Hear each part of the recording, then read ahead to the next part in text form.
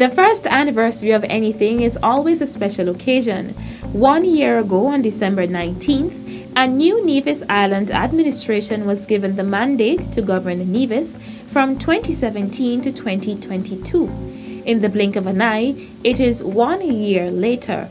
In this special edition of the Nevis Newscast, we take a look back at the year gone by.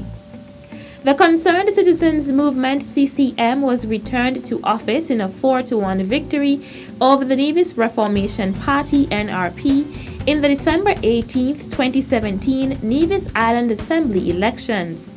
The evening of December 19, 2017 saw the Honorable Mark Brantley being sworn in as Premier of Nevis.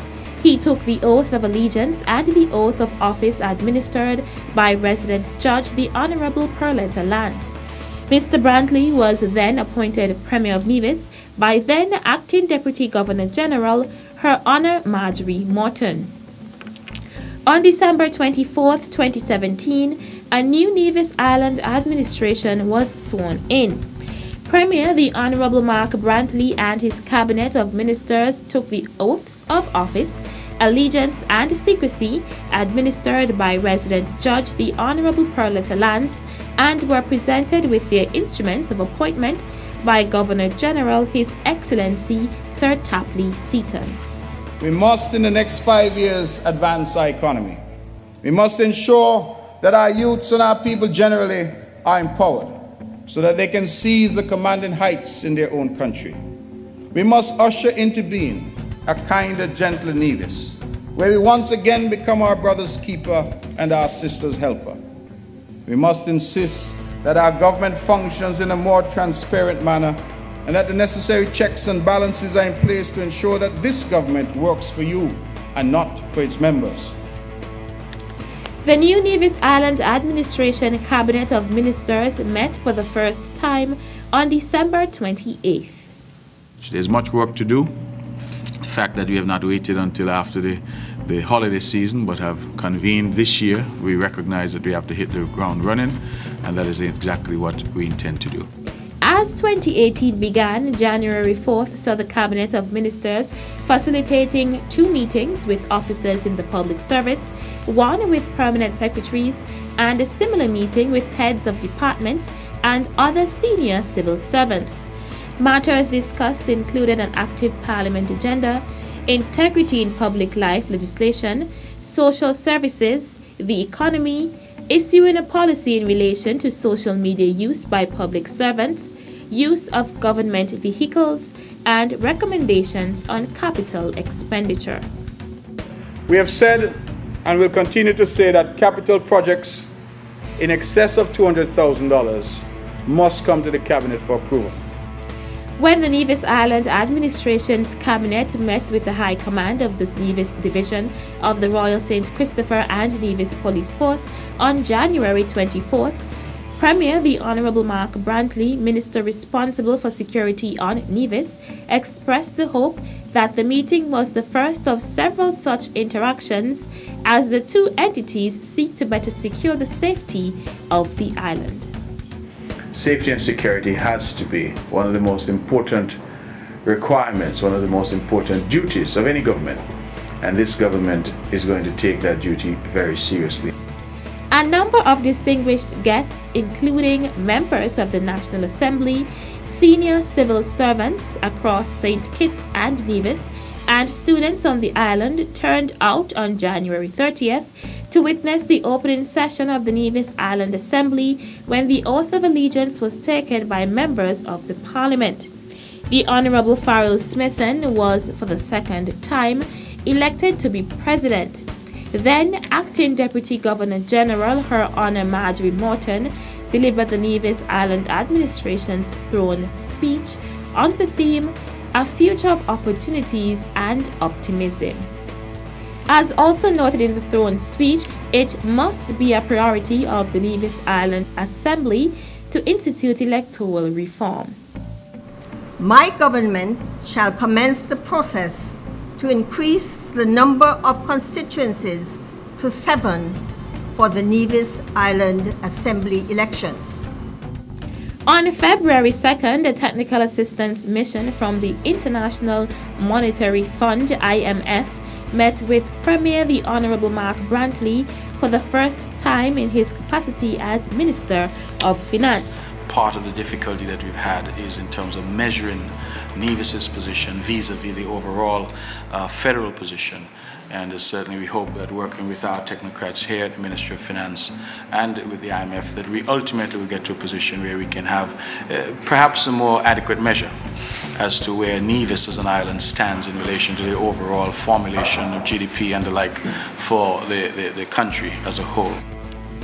Much needed relief was brought to the fishermen of Bath Village when Premier of Nevis and Area Representative for St. John's Parish, the Honourable Mark Brantley, made a presentation to them on February 4th at Gallows Bay. Late last year we had some hurricane damage, and the hurricanes came and devastated the fishing industry. A lot of the fishermen in Bath Village lost their pots. I tried to put some resources together, and I'm happy that even though it's a few months later, that I'm here now in February to hand over some fish pot wire. February 12th was Budget Day in Nevis. Premier the Honourable Mark Brantley tabled his first budget as Minister of Finance in the Nevis Island Administration. The tax-free budget for 2018 was $227.3 million. The slogan for the 2018 edition of Culturama was announced on February 13th during the Nevis Island Administration's 2018 budget debate. For the first time, the announcement was made by the Minister of Culture. FET, Food and Folklore, Culturama 44. And I wish to congratulate and to thank Miss Sanaya Daniel of Cherry Gardens for penning the winning slogan. In other news, the Honourable Eric Evelyn, who is also the Minister of Sports, said his ministry will be changing how things are done with regard to the way sporting associations receive funding from the government. We want it to be structured in such a way that you bring your proposal, and when the budgetary support has been provided to you and you would have sent your persons overseas, we want a full report. On February 14th, the Honourable Spencer Brand announced that the Nevis Island Administration has begun the process of increasing the wages for employees of the Nevis Water Department. They are called upon, Mr. President, in the middle of the night. They have to leave their homes, their families, and the minute water goes, Mr. President, they are criticized left, right, and center, Mr. President. So we have to pay them, and we have to pay them well, Mr. President. The St. George's Recreational Grounds, otherwise known as Ball Pasture, received a facelift in February, courtesy of the Ministry of Youth and Sports. The facility was among a number of structures on the island which sustained damage during the 2017 hurricane season. This being the sports term, it was incumbent on the Department of Sports to ensure that the facility here is in good shape, and not only the grounds but the pavilion as well. The first in a series of monthly press conferences held by Premier of Nevis, the Honourable Mark Brantley, took place on February 22nd. The Premier began the hour-long discourse by making a number of announcements. Mrs. Helen Lewis has joined our team as legal advisor. Mrs. Lewis replaces Mr. Colin Tyrrell. Colin Tyrrell has been named as special advisor in the Ministry of Culture, Youth and Sports. I would also wish to announce that Mr. Stedman Truss has been reappointed as Cabinet Secretary and now serves also in the capacity of Senior Advisor to the Office of the Premier. A ceremony was held on February 22nd to celebrate 15 years since the opening of the Nevisian Heritage Village. The village was the brainchild of the late Honourable Malcolm Gishard, who was honoured posthumously for his outstanding work in keeping the history and culture of Nevis alive. His widow, Mrs. Yvonne Gishard, was given the opportunity to unveil the portrait of her late husband, which was erected at the entrance of the facility. Junior Minister of Health and Gender Affairs, the Honorable Hazel Brandy Williams, in a statement made on March 2nd, appealed to residents to report incidents of gender-based violence to the relevant authorities. If wives, mothers, or children are being physically abused, we are all encouraged to alert the relevant agencies, the police, social services, or indeed the Gender Affairs Division. Nevis successfully defended its championship title at the 46th Leeward Islands debating competition held in Anguilla from March 2nd to 4th. This is the second time Nevis has won the championships for 2 consecutive years. The winning team was welcomed home by their peers, family members and well-wishers, and a team from the Nevis Island administration. In you, we see the future of the island, we see future leadership here, and I hope that you will be an inspiration to other young people here on the island of Nevis. The Nevis Island administration will address the barriers that contribute to the high prevalence of chronic kidney disease in women versus their male counterparts. Access to end-stage renal care through hemodialysis services will soon be a reality in Nevis as we expand the Alexandra Hospital to include a dialysis unit with adequate water treatment capabilities. The Honorable Mark Brantley on March 13th facilitated the first meeting between the Nevis chapter of the St. Kitts and Nevis Chamber of Industry and Commerce and himself as Premier of Nevis. Certainly the private sector, the business sector depends to a great extent on its partnership with the government, and the government equally depends on a robust business sector, private sector, if we are to advance in a meaningful way. March 13th also saw the Ministry of Social Development donating 15 chairs and 10 desks to the Nevis Prison Farm at Russell's Rest to aid in human resource development. And I want to commend the prison officials here for this initiative of trying to teach the prisoners something. And the Ministry of Social Development, we are exceptionally pleased and delighted to be able to partner with the prison farm here in Nevis to start this program. A team from the US-based Geothermex contracted by the Nevis Renewable Energy International NREI to determine the status of the geothermal test well at Hamilton says their findings confirm the requisite temperature and flow necessary for the sustainable supply of geothermal energy on Nevis. As of March 19th, the test results at Hamilton continue to hold steady with surface reading temperatures of 255 degrees Fahrenheit, steam temperatures of 411 degrees, and well temperature readings of more than 400 degrees. The testing operations at Hamilton are completed. Although the drilling plan was to go to 4,000 feet, they entered the geothermal reservoir, which has a capacity exceeding 5 megawatts of energy before. NREI was contracted by the Nevis Island administration to harness the island's geothermal energy.